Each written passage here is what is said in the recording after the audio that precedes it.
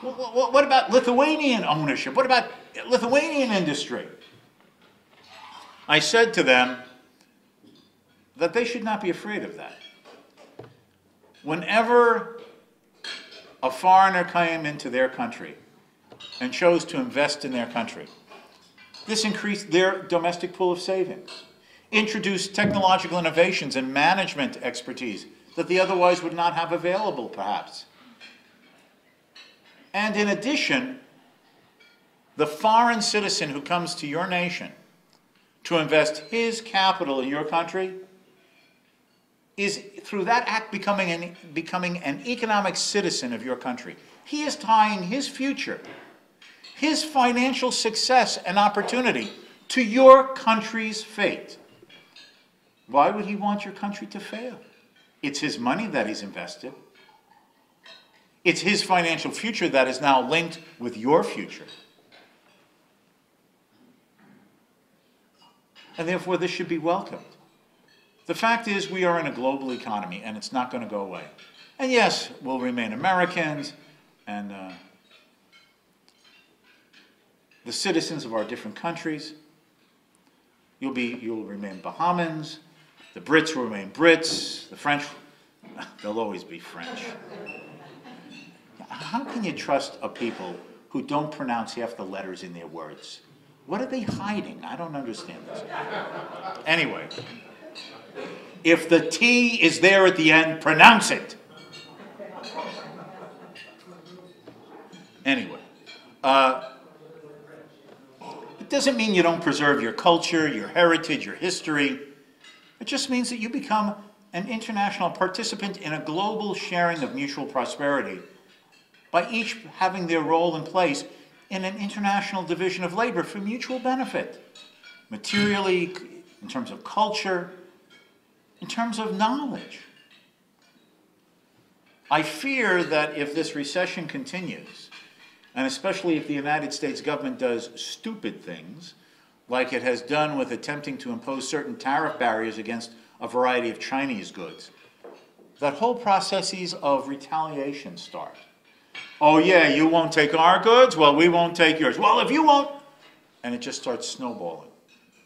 I would just remind you that after the Great Depression started in the early 1930s, the United States government did something very stupid in passing what's called the Smoot-Hawley tariff, the highest raising of tariff import taxes in U.S. history up to that time.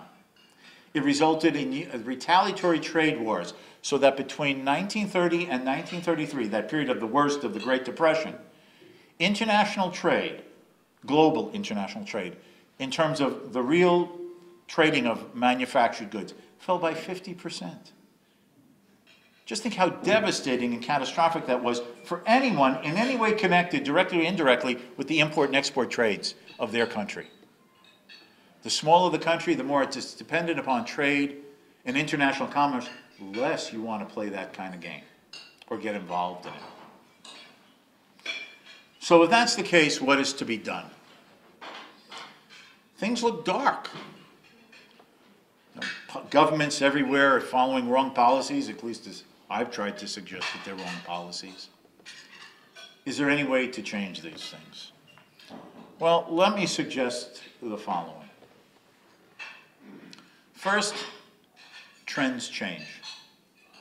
They've changed in the past and they'll change again in the future.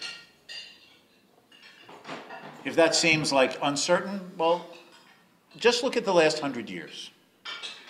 If you again went to that time machine in the year 1901, how would people have looked at the world 100 years ago? They would have seen that it had been a century since there had been a major war in Europe, right? The Napoleonic Wars at the beginning of the 19th century. Okay? And they would see that there had been prosperity, and there were international agreements to control war. Why, there are even rules that if governments had balloons during combat, they couldn't drop bombs from balloons. That's very civilized, you know. You use binoculars to see what the other guy is doing across the battle line, but you don't drop a bomb from the balloon. That wouldn't be quite cricket, you know. Okay?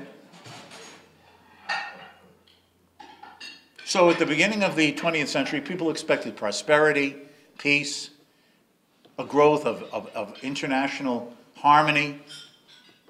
What was the first half of the 20th century like, in fact? Two cataclysmic world wars and the rise of totalitarianism, either communism or fascism, right? And then how did the world look to those people who were living in the 1930s and 1940s? It's the end of democracy. Tyranny is here. We can never bring about these tyrants like Hitler and Mussolini or Stalin. It's the end of freedom in the sense of representative democracy versus a totalitarian system. That's how people looked at the events in the 1930s.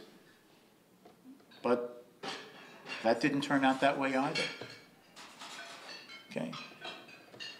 And then all of us expected, as I was suggesting in my opening comments, we'll never see the end of the Soviet Union. It's this military colossal. It has all of these puppet states around the world, in Eastern Europe and in just a few miles from here, and in Africa. There was a French conservative social critic named Jean-Francois Revel. He died a few years ago. But in 1983, he wrote a book called Why Democracies Perish. Okay? This was less than 10 years before the Soviet Union disappeared from the map of the globe. In 1983, he writes this book. It appeared in English about a year or two later. And what did he predict? The West had lost the will to defend democratic principles. It had lost any sense of moral defense of any form of freedom. The communists had this fervor and this ideological dedication. And while he wasn't saying in black and white that, the communists were going to win and take over the world, it was clear that that is what he felt all the trends were like. Well, 10 years after that book appeared, first in French and then a couple of years later in English, it's the Soviet Union that was gone. And the fear of this constant, global thermonuclear war hanging over our heads disappeared. And then what was everybody's expectation in the 1990s? Communism is gone. We're all going to live in peace and harmony. We'll play nice in the sandbox. And then what happens? These terrorist religious nuts in the Middle East. Okay? The fact is that trends change. And few things are predictable. And so now it seems as if government is growing, it's extending its intrusion.